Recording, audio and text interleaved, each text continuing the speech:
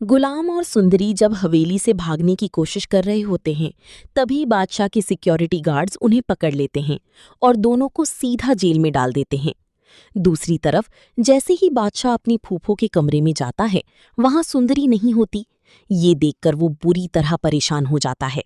वो फौरन गार्ड्स के पास पहुंचता है, उनका गिरेबान पकड़कर गुस्से में पूछता है कि मैंने साफ कहा था, इस घर में कोई दाखिल नहीं होगा और ना ही कोई यहां से बाहर जाएगा। फिर सुंदरी कहाँ गई? गार्ड्स डरते हुए जवाब देते हैं कि गुलाम सुंदरी को लेकर भाग रहा था। हमने दोनों को पकड़ लिया है और जेल में बंद कर दिया है। ये सुनते ही बादशाह के चेहरे पर सुकून आ जाता है। वो फौरन सुंदरी और गुलाम के पास पहुंचता है। सुंदरी को देखकर उसकी आंखों में ठंडक उतर आती है, लेकिन गुलाम को देखते ही उसका गुस्सा भड़क उठता है। वो कहता है, गद्दार, मुझे पता था तुम दूसरी बार भी सुंदरी को यहां से भगाने की कोशिश करोगी। बादशाह गुलाम से कहता है, अब जो मैं तुम्हारे साथ करूंगा तुमने कभी सोचा भी नहीं होगा, और सुंदरी के साथ भी मैं वही करूंगा जो तुम कभी बर्दाश्त नहीं कर पाओगी। इसके बाद बादशाह गार्ड्स के पास जाता है और उन्हें सख्त हिदायत देता है कि हवेली में किसी को भी ये पता नहीं चलना चाहिए कि गुलाम और सुंदरी मेरे कब्जे में है।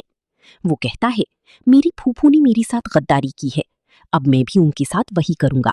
मैं उन्हें नहीं बताऊंगा कि सुंदरी और गुलाम मेरे कब्जे में है।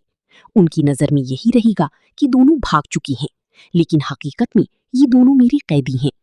फिर वो कहता है, रही बात गुलाम की माँ की, वो अपनी बेटी को ढूंढती हुई यहाँ तक जरूर आएगी।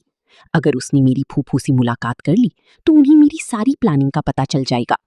वो अपनी गार्ड्स को हुक्म देता है कि अगर गुलाम की माँ यहाँ आई तो उसे भी पकड़ लेना। मैं गुलाम की आंखों के सामने उसकी माँ को इस दुनिया से हमेशा के लिए खत्म कर दूंगा।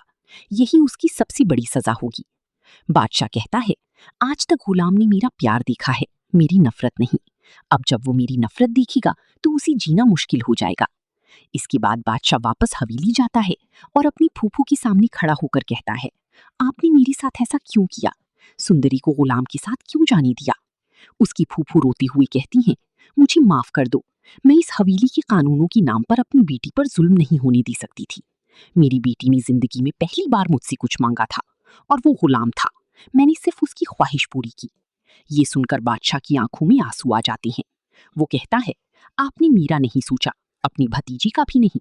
अब आप बेफिक्र हो जाइए। जब आपने मेरा नहीं